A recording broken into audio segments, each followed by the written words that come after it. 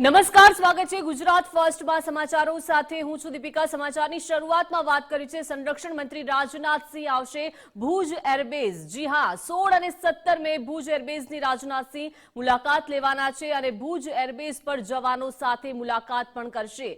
રાજનાથસિંહ ભુજ એરબેઝથી પણ પાકિસ્તાનને મુલાકાત કર્યો અને પાકિસ્તાને જે જડબાતોડ જવાબ આપવામાં આવ્યો છે તેને લઈને તમામ જવાનોને મળવાના છે। ભુજ એરબેઝથી પણ પાકિસ્તાને જડબાતોડ જવાબ આપવામાં આવ્યો છે અને ભુજ એરબેઝ પર જવાનો સાથે રાજનાથસિંહ મુલાકાત કરવાના છે। સંરક્ષણ મંત્રી રાજનાથસિંહ ભુજ એરબેઝ આવવાના છે અને 16-17 મે ભુજ એરબેઝની મુલાકાત લેવાના છે।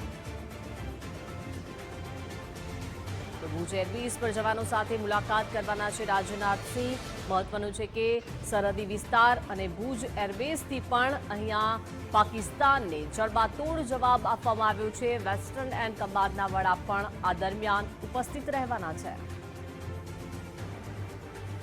વધુ માહિતી સાથે સહયોગી વિજય લાઈવ જોડાઈ ગયા છે। વિજય, સંરક્ષણ મંત્રી રાજનાથસિંહ ભુજ એરબેઝની મુલાકાત લેવાના છે અને 16 અને 17 મેમાં તેઓ મુલાકાત લેવાના છે। શું માહિતી મળી રહી છે?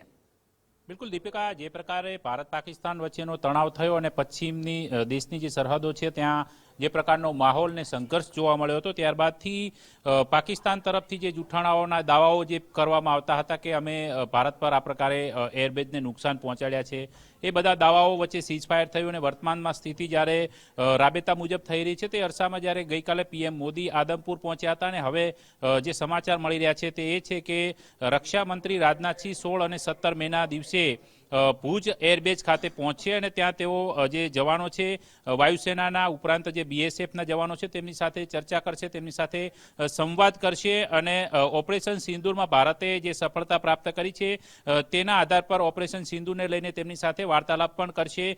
તે પ્રકારના સમાચાર અત્યારે મળી રહ્યા છે કારણ કે ભુજ એરબેઝ એ અત્યંત મહત્વનું એક રણનીતિક સ્થાન ધરાવે છે કારણ કે પાકિસ્તાન સરહદથી એકદમ નજીક આવેલું પશ્ચિમી સરહદ પરનું આ એક મહત્વનું એરબેઝ છે ને। જો કે પાકિસ્તાને એ પ્રકારનો દાવો કર્યો હતો કે ભુજ એરબેઝને નિશાન બનાવીને હુમલા, ડ્રોન એટેક અને મિસાઇલ એટેક કરવાનો પ્રયાસ કર્યો હતો પરંતુ ભારતની એર ડિફેન્સ સિસ્ટમ દ્વારા તેને તોડી પાડવામાં આવી હતી।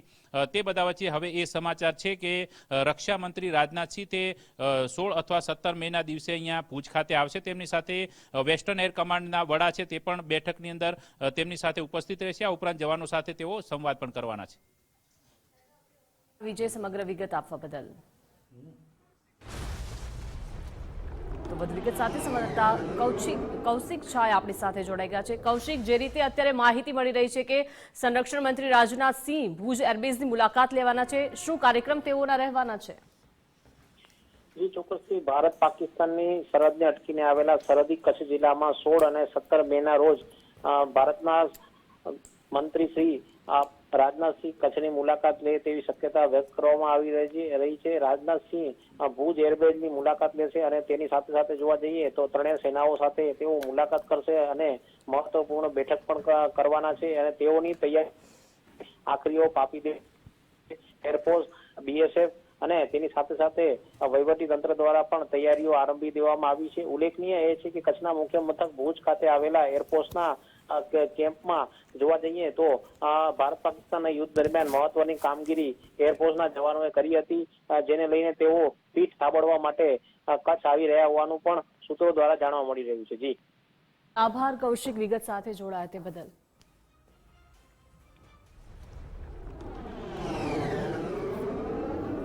તો સંરક્ષણ મંત્રી રાજનાથસિંહ ભુજ એરબેઝની મુલાકાત લેવાના છે અને ભુજ એરબેઝ પર અહીંયા પાકિસ્તાનને પણ જડબાતોડ જવાબ આપવામાં આવ્યો છે, એટલે કે ભુજ એરબેઝ પર જવાનો સાથે તેઓ મુલાકાત કરવાના છે। જવાનોની જે કામગીરી હતી, સરાહનીય કામગીરી જવાનોએ કરી છે તેને લઈને તેમની મુલાકાત પણ કરવાના છે। તો દિલ્હીમાં ઉચ્ચ સ્તરીય બેઠકોનો ધમધમાટ યથાવત છે। પીએમ મોદીની અધ્યક્ષતામાં સીસીએસની બેઠક મળી।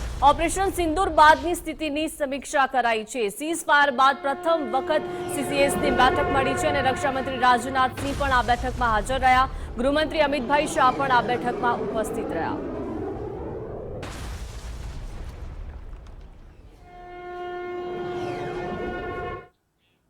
તો તો રાષ્ટ્રપતિ સાથે ત્રણેય સેના પ્રમુખોની મુલાકાત ઓપરેશન સિંદૂર બાદ પ્રથમ વખત મુલાકાત કરી છે।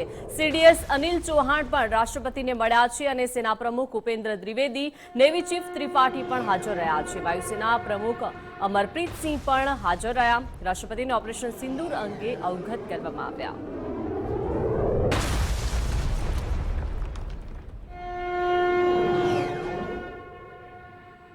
તો કેન્દ્ર સરકારે વિદેશ મંત્રી એસ જયશંકરની સુરક્ષામાં વધારો કર્યો છે। સત્તાવાર સૂત્રોના જણાવ્યા અનુસાર વિદેશ મંત્રી જયશંકરની ઝેડ શ્રેણીની સુરક્ષાની સમીક્ષા કરવામાં આવી છે અને સુરક્ષા સમીક્ષા બાદ 2 બુલેટ પ્રૂફ વાન સુરક્ષા કાફલામાં ઉમેરવામાં આવ્યા છે। ભારત અને પાકિસ્તાન વચ્ચે લશ્કરી સંઘર્ષના થોડા દિવસો પછી આ પગલું લેવામાં આવ્યું છે।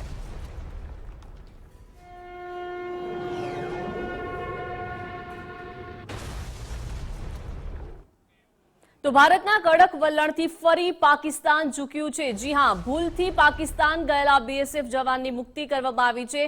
બીએસએફ જવાન પૂર્ણમ કુમાર ભારતમાં પરત ફર્યા છે। ફિરોઝપુરમાં ભૂલથી પાકિસ્તાન તરફ આ જવાન ગયા હતા અને 23 એપ્રિલથી પાકિસ્તાનના કબજામાં જવાન હતા। કડક શબ્દોમાં ચેતવણી આપતા પાકિસ્તાનને મુક્ત કર્યા છે અને અટારી વાઘા બોર્ડરથી તેઓ પરત બીએસએફ જવાન ફર્યા છે।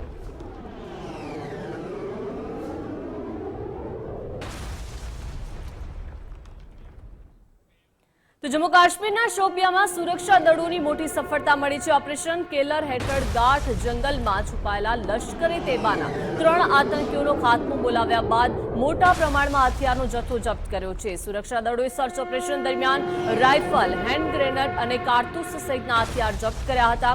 આ ઉપરાંત માર્યા ગયેલા આતંકીઓ પાસેથી રોકડ રકમ પણ મળી આવી હતી।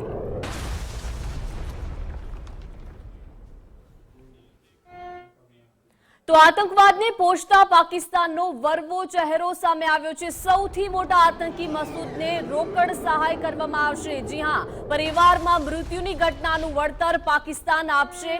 આતંકી મસૂદ અઝહરને 14 કરોડનું વળતર ચૂકવવામાં આવશે। પરિવારના 14 લોકોના ઓપરેશન સિંદૂરમાં મોત થયા છે અને યુએન ડેઝિગ્નેટેડ આતંકીને 14 કરોડની સહાય આપવામાં આવશે। એટલે કે ફરી એકવાર આતંકવાદ મામલે પાકિસ્તાન એક્સપોઝ થયું છે। તો સહયોગી વિજય આપણી સાથે લાઈવ જોડાઈ ગયા છે। વિજય, ફરી એકવાર આતંકવાદ મામલે પાકિસ્તાન એક્સપોઝ થયું છે અને તેનો વરવો ચહેરો સામે આવ્યો છે। પાકિસ્તાન એક્સપોઝ થયું એમાં કંઈ નવાઈ નથી, કારણ કે એક્સપોઝ ઓલરેડી થઈ ચૂકેલું છે। ફરી એક વખત તેની એ હરકત છે, બાજમાં આવતું નથી। તેમાં ફરી એક નવી હરકતનો ઉમેરો એ થયો છે કે જે સંયુક્ત રાષ્ટ્ર દ્વારા જે ડેઝિગ્નેટેડ જે આતંકી છે મસૂદ અઝહર, એને 14 કરોડ રૂપિયાના સરકારી વળતરની જાહેરાત પાકિસ્તાનની સરકારે કરી છે। આના પરથી એક વાત સ્પષ્ટ થાય છે કે પાકિસ્તાનની સરકાર આતંકવાદીઓને પાળી પોષીને મોટા કરે છે, તેમાં કોઈ બેમત નથી। એક સવાલ એ પણ થાય છે કે પાકિસ્તાનમાં આતંકવાદીઓ જ સરકાર ચલાવે છે, તેમાં પણ કોઈ બેમત નથી, કારણ કે આ જે મસૂદ છે તેના પરિવારના 14 લોકોના એટલે 10 પરિવારજનો છે ને 4 એના ખાસ અંગત ગણાતા સાથી છે કે જે આતંકવાદીઓ જે ભારતની અંદર અનેકવિધ આતંકના ગુનાઓમાં સંડોવાયેલા હતા, એ તમામ ભારતની જે કાર્યવાહી ઓપરેશન સિંદૂર હેઠળ હાથ ધરાઈ હતી તેમાં માર્યા ગયા હતા। એ તમામ માર્યા ગયેલા આતંકીઓના એક વ્યક્તિ દીઠ 1 કરોડની ગણતરી પ્રમાણે 14 કરોડ રૂપિયાનું વળતર સરકાર આ મસૂદ જે આતંકી છે એને સોંપવાની છે, એને ચૂકવવાની છે। એ સિવાય પાકિસ્તાનની સરકારે નિર્ણય કર્યો છે કે જેટલા બી આતંકના અડ્ડાઓના જે બિલ્ડિંગ છે જે ભારતે એટેક કરીને તોડી પાડ્યા છે, તમામને સરકારી ખર્ચે ફરીથી બનાવશે તે પ્રકારની જાહેરાત કરીને તેની જે આખી જે ઓળખ છે પાકિસ્તાનની આતંકી સ્થાન તરીકેની, એ સમગ્ર વિશ્વ તરફ ફરીથી એક વખત ઉજાગર કરી દીધી છે।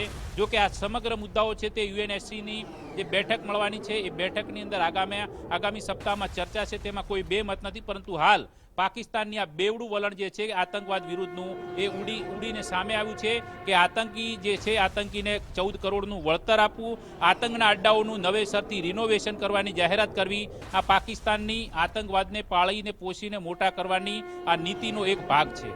જી બિલકુલ વિજય, આપ જોડાયેલા રહેજો અને વિગત આપની પાસેથી મેળવતા રહેશો। એટલે કે ફરી એકવાર આતંકવાદ મામલે પાકિસ્તાન એક્સપોઝ થયું છે। તો ઓડિશાના ગોપાલપુર સ્થિત સિવડ ફાયરિંગ રેન્જ ખાતે ભાર્ગવાસ્ત્ર નામના કાઉન્ટર ડ્રોન સિસ્ટમનું સફળ પરીક્ષણ કરાયું છે. ભારતીય સેનાના વરિષ્ઠ અધિકારીઓની હાજરીમાં ગોપાલપુર ખાતે રોકેટ માટે 3 ટ્રાયલ કરવામાં આવ્યા હતા. 2 ટ્રાયલ એક રોકેટ ફાયર કરીને કરવામાં આવ્યા હતા અને એક ટ્રાયલ 2 સેકન્ડની અંદર સાલ્વો મોડમાં 2 રોકેટ ફાયર કરીને કરવામાં આવ્યો હતો. તો સ્વામ ડ્રોન એટેકને ખાળવા માટે ભાર્ગવાસ્ત્ર ખૂબ જ અગત્યની ભૂમિકા ભજવી શકે છે અને એક સાથે 64 કરતા વધુ મિસાઇલ છોડવાની ક્ષમતા પણ ધરાવે છે. 6 કિલોમીટર દૂરથી નાના ડ્રોનની માહિતી પણ મેળવી શકે છે. જ્યાં solar defence and aerospace limited દ્વારા સ્વદેશી માઇક્રો મિસાઇલ સિસ્ટમ અંતર્ગત નિર્માણ કરવામાં આવ્યું છે. સહયોગી વિજય આપણી સાથે લાઈવ જોડાયેલા છે. વિજય, શું માહિતી મળી રહી છે? કાઉન્ટર ડ્રોન સિસ્ટમનું આજે સફળ પરીક્ષણ કરાયું છે. શું ખાસિયત તેમની રહેલી છે? શું કેટલું મહત્વનું? બિલકુલ, આ ભારતની આયર્ન ડોમ સિસ્ટમ તરફનું એક મહત્વપૂર્ણ પગલું માનવામાં આવે છે, જેમાં સ્વદેશી રીતે વિકસિત આ micro missile counter drone system છે ભાર્ગવાસ્ત્ર, જેનું સફળ પરીક્ષણ ઓડિશાના ચાંદીપુરમાં ગોપાલપુરમાં આવેલો જે રેન્જ છે ત્યાં સિવડ રેન્જ પર કરવામાં આવ્યું છે. સફળ પરીક્ષણ જે ગઈકાલે સેનાના ઉચ્ચ અધિકારીઓની ઉપસ્થિતિની અંદર તેના જે ટ્રાયલ કરવામાં આવ્યા હતા તેમાં પ્રથમ ટ્રાયલ એક ટ્રાયલ હતો. જે પ્રથમ ટ્રાયલ હતો તેમાં એક મિસાઇલ રોકેટ છોડીને ફાયર કરવામાં આવ્યું હતું. ત્યારબાદ સાલ્વા મોડની અંદર જે મિસાઇલ રોકેટ ફાયર કરવામાં આવ્યું હતું. તમામ 4 મિસાઇલો જે છોડવામાં આવી હતી તમામે સફળતાપૂર્વક તેના જે લક્ષ્ય નિર્ધારિત કરવામાં આવ્યા હતા તે સટીકતા સાથે પૂર્ણ કર્યા હતા.